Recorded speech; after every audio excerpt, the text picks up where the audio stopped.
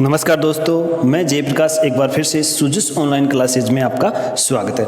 दोस्तों आज अपन पढ़ेंगे थार का मरुस्थल। भौतिक प्रदेश अपने चल रहे थे। भौतिक प्रदेश में अपन ने अरावली कंप्लीट कर लिया है और अब थार के मरुस्थल की बारी है। देखो दोस्तों, थार के मरुस्थल हैं। थार का जो मरुस्थल होता है, मरुस्थल की परिभाषा क्या होती है उसकी आज अपन चर्चा करेंगे। परिभाषा, मरुस्थल की परिभाषा सबसे पहले 1949 में अबुरविले ने दी थी। अबुरविले ने क्या कहा था? भूमि का हास ही मरुस्थल है। भूमि का हास यानी भूमि का हास होना।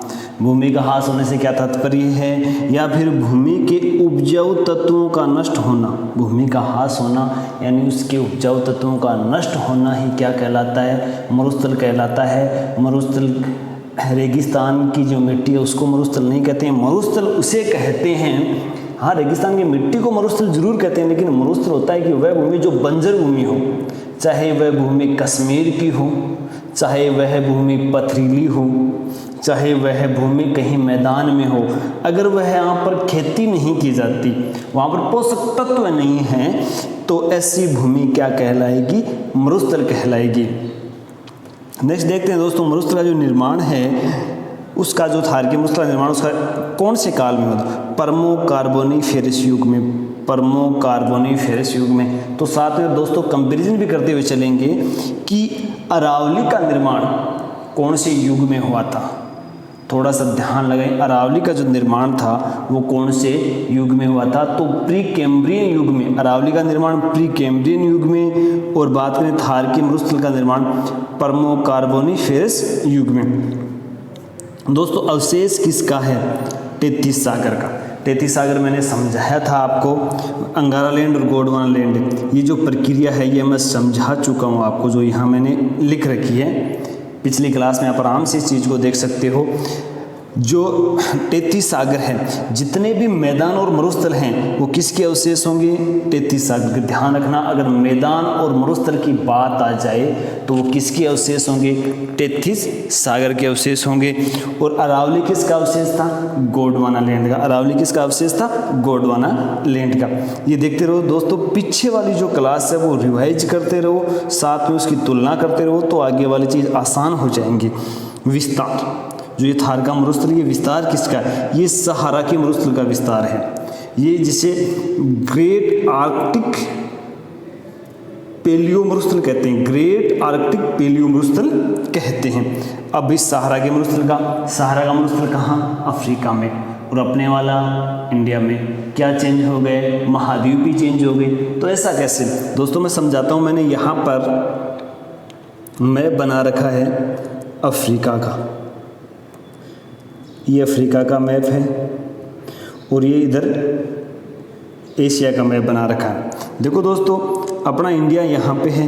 तो स्थानांतरण, ये तो पता है कि स्थानांतरण होता है, रेगिस्तान का मार्च होता है। यहाँ तक रेगिस्तान कैसे पहुँचता है? यहाँ स्थानीय हवाएं हैं, ये अफ्रीका महाद्वीप है, और यहाँ बीच में अरब कंट्री आ जाती है। यहाँ पे कौन सी कंट्री? अरब कंट्री आ जाती है। यहाँ बीच में अरब कंट्री आ जाती है, बीच में पाकिस्तान भी आएगा। अभी मैं समझाता हूँ आपको। यहाँ की जो स्थानीय पवने, जो यहाँ की पवने, जो यहाँ का जो मरुस्थल है उसको लेके चलती हैं भाई, आगे बढ़ती हैं धीरे धीरे। इस प्रकार जो अपना रेगिस्तान का जो मरुस्थल है उसका विस्तार किससे हुआ है? सहारा के मरुस्थल का। सहारा का मरुस्थल कहाँ है? अफ्रीका का, विश्व का सबसे बड़ा मरुस्थल। इसका स्थानांतरण, इसकी जो स्थानांतरण की दर होती है वो कितनी होती है? 0.0 किलोमीटर, 0.0 किलोमीटर प्रति वर्ष। इतने एरिया को ये कवर कर लेता है। नेक्स्ट देखते हैं, जो यहाँ अरब कंट्री की जो मरुस्थल है इसको कहते हैं अपन कबीर का मरुस्थल। क्या कहते हैं? कबीर का मरुस्थल। ठीक है, ध्यान रखना। कबीर का मरुस्थल क्यों कहते हैं? क्योंकि यहाँ क्या हो गया? दलदली क्षेत्र है। कौन सा क्षेत्र है? दलदली क्षेत्र है। यहाँ पर दलदली क्षेत्र है, इसीलिए इसे क्या कहते हैं? क्योंकि दलदली तो क्योंकि यहाँ पर क्या है? पानी की मात्रा धीरे धीरे क्या मिट्टी आके पड़ेगी, तो फिर वो क्षेत्र कैसा हो जाएगा? दलदली। फिर देखो बालू रेता आके गिरेगी। फिर देखो चेलिस्तान, जो पाकिस्तान भी आता है अपने इंडिया से पहले, तो उसे क्या कहेंगे? चेलिस्तान का मरुस्थल। और अपने इंडिया में क्या कह देंगे? थार का मरुस्थल आगे बढ़ नहीं पाता, क्योंकि आ जाता है हिमालय आ जाता। देखो दोस्तों, एक ध्यान रखना, अगर पूछें कि जो अपना जो मरुस्थल है किसका विस्तार है, जो थार का मरुस्थल है वो विस्तार किसका, सारा के मरुस्थल, तो सारा की मरुस्थल की जो पवने हैं वो किस दिशा में प्रवाहित करेंगे, ये ध्यान रखना। इधर कौन सी दिशा है, पश्चिम दिशा। इधर कौन सी दिशा है, पूर्व, तो पूर्व से पश्चिम की ओर पवने किधर चलेंगी, पूर्व से पश्चिम की, सॉरी पश्चिम से पूर्व की ओर पवने चलेंगी, ध्यान रखना भी, ठीक है, पश्चिम से पूर्व की ओर। नेक्स्ट देखते हैं। देखो दोस्तों, थार का मरुस्थल का जो विस्तार है मान लो 100% है, कितना है, 100% है। 100% में से जो 15% है वो तो पाकिस्तान के पास है, जो 15% पाकिस्तान के पास और 85% इंडिया के पास है। इन जो पाकिस्तान का है वो क्या कहलाता है, चेलिस्तान का मरुस्थल, और पाकिस्तान से पहले जो मरुस्थल जो दलदली क्षेत्र था वो कबीर का मरुस्थल, ध्यान रखना। और भारत में जो थार का मरुस्थल है वो कितने राज्यों में है, ये 4 राज्यों में है। कौन कौन से, एक पंजाब है, हरियाणा है, राजस्थान है और गुजरात है। इससे अब कैसे कंपैरिजन कैसे करें, हमें अगर एक दूसरा भौतिक प्रदेश पे, तो पहले वाले भौतिक प्रदेश से कंपैरिजन हमें करना चाहिए। आपको कंपैरिजन में ये इतना ध्यान रखना चाहिए कि अरावली कितने राज्यों में थी, अरावली कितने राज्यों में थी, इसका भी आपको ध्यान होना चाहिए। गुजरात, राजस्थान, हरियाणा और दिल्ली। तो इसी प्रकार इसके कंपैरिजन में हमें ये याद कर सकते हैं कि राजस्थान जो थार का मरुस्थल है जो पूरे भारत में है, अधिकतर कहाँ पर है, राजस्थान में है। तो कितने राज्यों में है, वो है पंजाब, हरियाणा, राजस्थान और गुजरात। पंजाब में 8%, हरियाणा में सबसे कम 6%, राजस्थान में 58%। ये इंडिया का 58% है, ध्यान रखना। अगर पूछे ना राजस्थान के कुल क्षेत्रफल की बात करें दोस्तों, कई बार बहुत कन्फ्यूजन होता है इस प्रश्न में। अगर पूछे राजस्थान में थार के मरुस्थल का विस्तार, तो वो तो 61% हो जाएगा, 61.11%। अगर बात करें कि भारत में जो थार का जो कुल मरुस्थल है भारत का, उसमें जो थार के मरुस्थल का है वो कितना हिस्सा है, तो वो 58% होगा। इस चीज़ को ध्यान रखना भी, ये बड़ी इंपॉर्टेंट है। और अब अपन देख लेते हैं यहाँ पर जो कुल भौतिक प्रदेश अपने 4 भौतिक प्रदेश हैं। अरावली का विस्तार मैं बता चुका हूँ 9.3 है। थार के मरुस्थल का 61.11%, अभी यहाँ पर ने चर्चा कर ली है। और दक्षिण पूर्वी पठार की बात कर लेते हैं और पूर्वी मैदान की बात कर लेते हैं। ये अब आगे आएंगे तो मैं आगे बता दूंगा, मैंने यहाँ पर लिख जरूर रखा है। जो दक्षिण पूर्वी पठार है वो 6.89 है और पूर्वी जो मैदान है वो 22.7% है। इनकी अपन आगे चर्चा करेंगे, अभी यहाँ पर इनको छोड़ दो। आप यहाँ पर आप सिर्फ 2 ही चीज़ याद रखो ये, क्योंकि अपन ने 2 की चर्चा की है, ठीक है। नेक्स्ट देखते हैं। तो दोस्तों, थार के मरुस्थल की जो विशेषता क्या क्या है वो देखते हैं अपन। विशेषता में आ जाएगा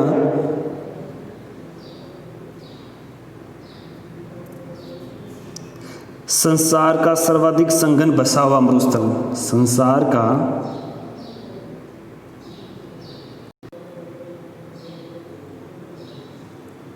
और दूसरी विशेषता जनसंख्या, सर्वाधिक जनसंख्या वाला, सर्वाधिक जन घनत्व और संसार का सर्वाधिक बसा हुआ मरुस्थल।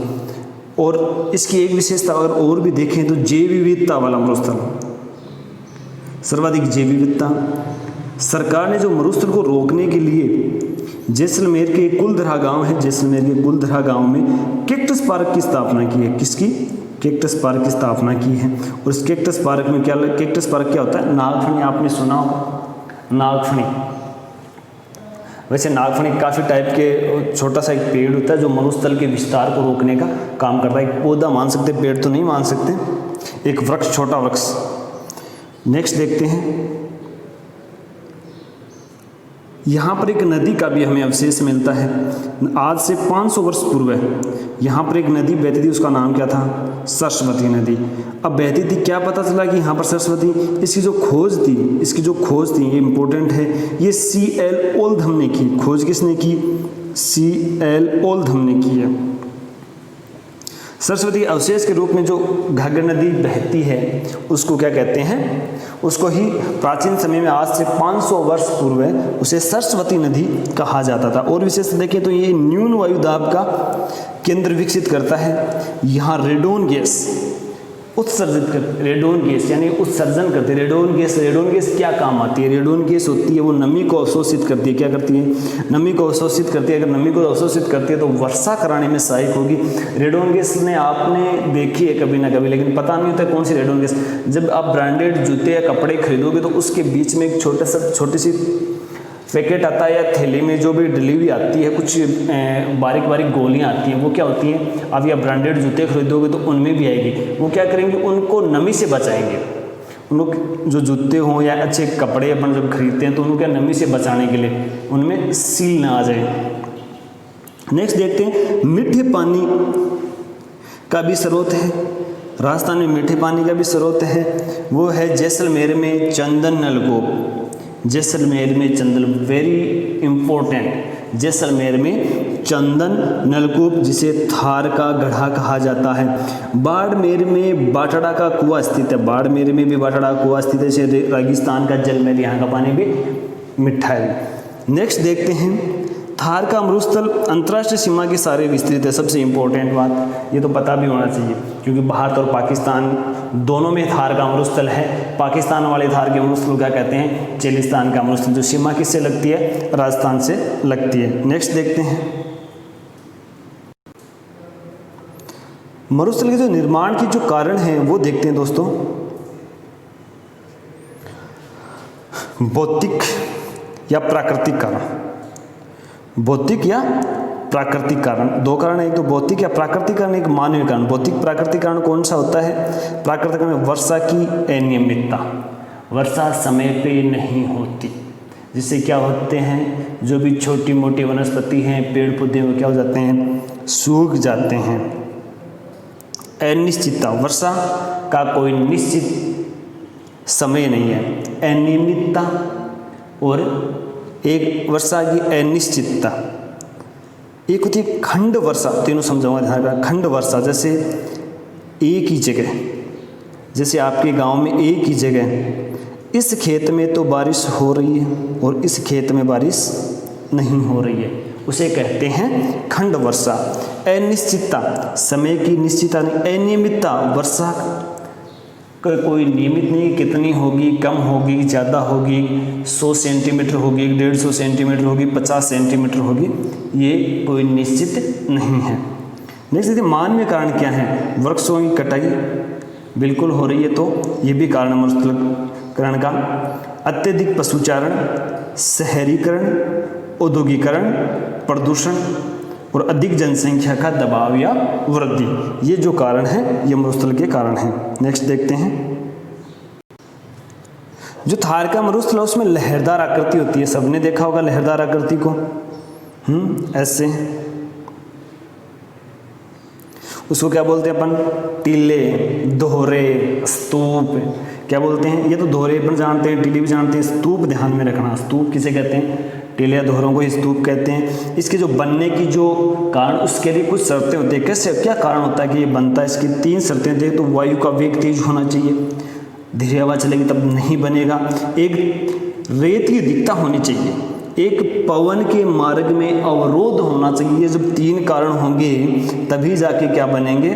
टीले, दोहरे, स्तूप बनेंगे। स्तूपों की जो दिशा वो भी चेंज हो जाती है। स्तूप जैसे आज यहाँ बने, कल ये, इनकी दिशा चेंज होती जाती है। नए बनते हैं, पुराने वाले मिट जाते हैं, नए बनते जाते हैं, वो छोटे हो जाते हैं, पुराने वाले बड़े हो जाते हैं। नेक्स्ट देखते हैं दोस्तों,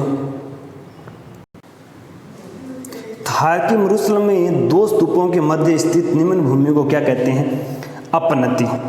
जो थार का जो मरुस्थल है और उसमें जो 2 स्तूप होते हैं, जैसे एक टीला ये हो गया और एक टीला ये जो बीच की जो जगह है इसको क्या कहते हैं? अभिनति। इसको क्या कह देते हैं अपन? अभिनति। और जो ऊपर वाला हिस्सा उसको क्या कहते हैं? अपनति। ये ध्यान में रखना, इसको क्या कहते हैं? अपनति। मैंने यहाँ लिख रखा है। अभिनति कह देते हैं, रन कह देते हैं, टाट कह देते हैं। ठीक है, टाट अपने वाले बकरी नहीं कहते, ठीक है, ध्यान रखना, टाट कहते हैं, इसे तल्ली कह देते हैं, इसे थल्ली कह देते हैं। ये सर्वाधिक कहाँ बनते हैं? जो रन हैं, जो टाट है, बिनती है, तल्ली है, थल्ली है, सर्वाधिक बनते हैं जैसलमेर में, क्योंकि बालू मिट्टी सर्वाधिक कहाँ? जैसलमेर में। जैसलमेर में भी कहाँ बनेंगे? पोखरण, और पोखरण भारत का शक्ति धाम है। पोखरण है वो भारत का शक्ति धाम है। मई 1974 में पहला परमाणु परीक्षण और मई 1998 में दूसरा परमाणु परीक्षण। पहला जो परमाणु परीक्षण किया गया था उस समय प्रधानमंत्री थी इंदिरा गांधी, और जो दूसरा परमाणु परीक्षण किया गया था उस समय प्रधानमंत्री था अटल बिहारी वाजपेयी। फिर बात करते हैं बाड़मेर में, जैसे आपने थोबरन सुना हुआ, क्षेत्रफल की दृष्टि से सबसे बड़ा इंपॉर्टेंट है। जोधपुर में बापरन, जोधपुर में बापरन भी है और बाप झील भी है,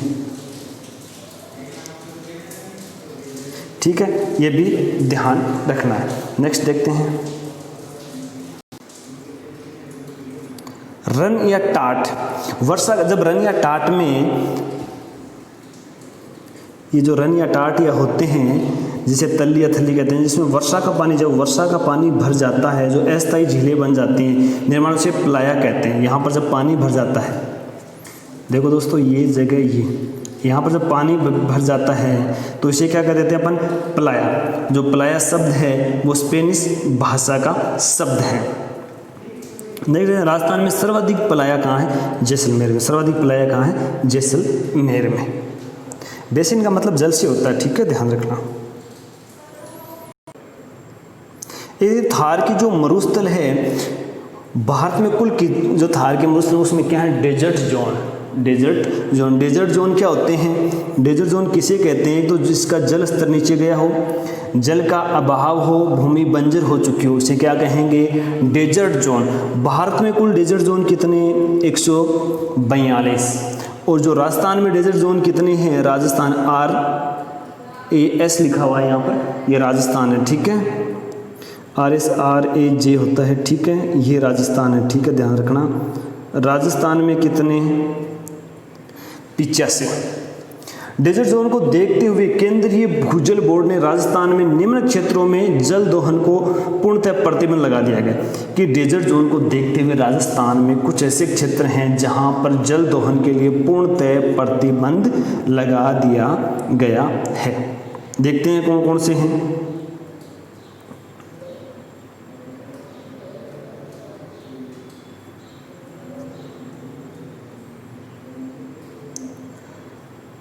एक तो है झोटवाड़ा।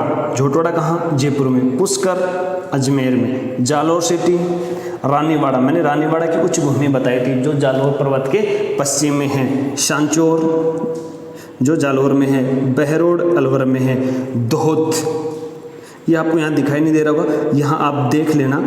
धोद हो जाएगा, श्री माधोपुर ये सीकर में हो जाएगा, मंडावा झुंझुनू में हो जाएगा। इसको नोट्स अच्छी तरीके से ये नोट्स बना लेना दोस्तों, इससे बाहर कुछ नहीं जाने वाला है। और अपन देख दोस्तों आज के लिए इतना ही, और अपनी जो नेक्स्ट क्लास है अपन जल्दी लेके आएंगे, शायद कल ही लेके आएंगे। तो जो भी कोई कमी रहे उसको कमेंट बॉक्स में डालें, कमेंट करें, लाइक करें, शेयर करें। जय हिंद, जय भारत, थैंक यू।